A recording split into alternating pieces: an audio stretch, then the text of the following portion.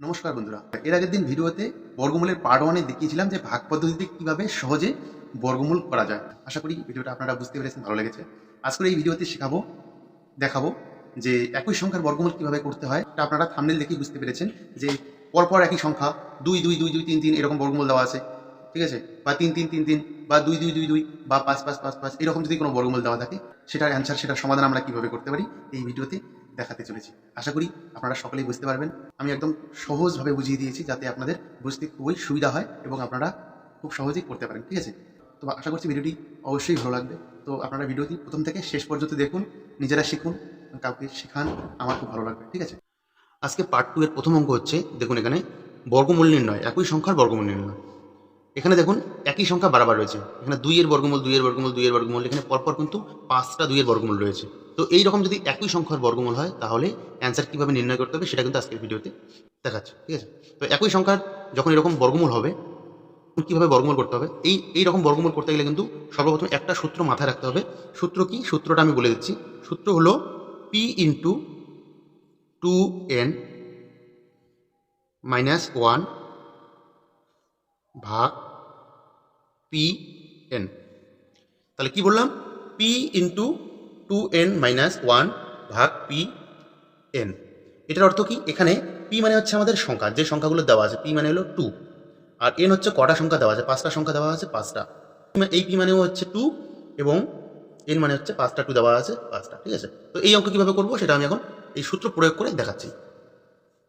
তো সর্বপ্রথম আমরা কি করব, এখানে পি আওয়াজ, পি আমাদের হলো 2, তাহলে আমরা 2 লিখলাম ইন্টু 2 এর পাওয়ার আছে n, তাহলে 2 n কটা, 1 2 3 4 5টা 2 আছে, তাহলে এখানে 2 এর পাওয়ার আমরা লিখবো 5, ঠিক আছে। এবার -1 বন্ধনী দিয়ে দিলাম। এবার ভাগ পি এর মান হচ্ছে 2, পি মানে আমরা 2 জানি, তাহলে পি এর মান হচ্ছে 2 এবং 2 কটা আছে, n মানে হলো আমাদের 1 2 3 4 5টা, তাহলে 2 এর পাওয়ার আমরা লিখবো 5। এইবার এই 2কে আমরা 2 লিখে দিচ্ছি। এবার 2 এর পাওয়ার কত হচ্ছে? 2 এর পাওয়ার হচ্ছে 5, তাহলে 5টা 2 যদি আমরা গুণন করি তাহলে কত হয়? 5টা 2 গুণ করলে হচ্ছে আমাদের 4 4 দুগুণ 8 2 32, তাহলে আমাদের এখানে হচ্ছে 32 - 1 ভাগ 2 এর পাওয়ার 5, এখানে হচ্ছে আমাদের 32, তাহলে আমরা 2 এর পাওয়ার, এখানে 32 এর থেকে যদি আমাদের 1 বিয়োগ যায় তাহলে আমাদের হয়ে যাচ্ছে 31 ভাগ 32। এইবার আমরা কী করবো, 2 এর পাওয়ার কত হবে?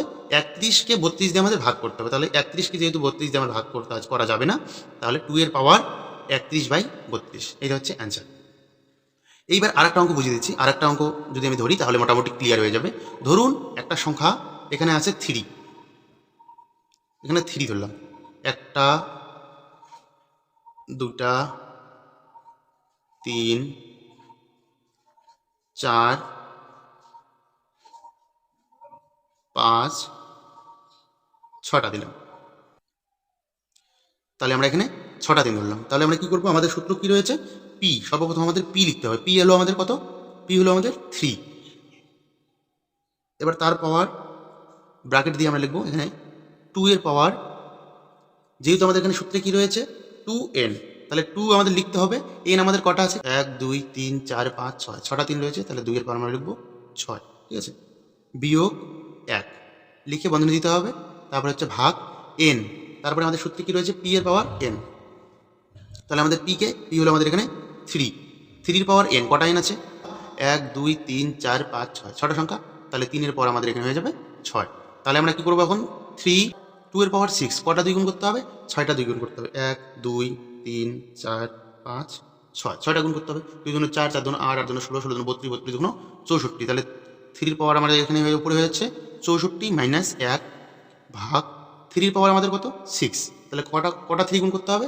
6টা 3 গুণ করতে হবে, 3 4 5 6, 6টা 3 গুণ করতে হবে, 3 3 9 3 9 27 27, তাহলে 27 27 গুণ করতে হবে।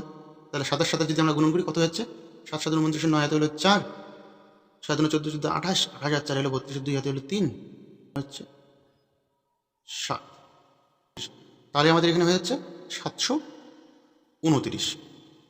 তাহলে 3 পাওয়ার এখানে 64 থেকে 1 গেলে আমাদের হয়ে যাচ্ছে 63 ভাগ হলো 729। এইবার 3 পাওয়ার কী রয়েছে? উপরে হলো 63, নিচে হবে 729, যেটাকে আমরা 9 দিয়ে কাটাকাটি করতে পারি। 7 নং হয়ে যাচ্ছে 63, 9 দিয়ে এখানে কাটলে 8 নং 72, 81। তাহলে 3-এর পাওয়ার হয়ে যাচ্ছে উপরে হলো 7, নিচে হচ্ছে 81। এই হলো আমাদের অ্যান্সার। এই রকমের যদি বর্গমূল থাকে যে কয়েকটা 2 এভাবে বর্গমূল দেওয়া আছে বা কয়েকটা 3 এভাবে বর্গমূল দেওয়া আছে, তো একই সংখ্যার বর্গমূল কিন্তু এইভাবেই করতে হবে। তো ভিডিওটি যদি ভালো লাগে ভিডিওটিকে লাইক এবং শেয়ার অবশ্যই করুন। চ্যানেলে প্রথম হয়ে থাকলে চ্যানেলটিকে সাবস্ক্রাইব করুন। পেজে প্রথম হয়ে থাকলে পেজটিকে ফলো করুন। ভিডিওটি দেখার জন্য অসংখ্য ধন্যবাদ।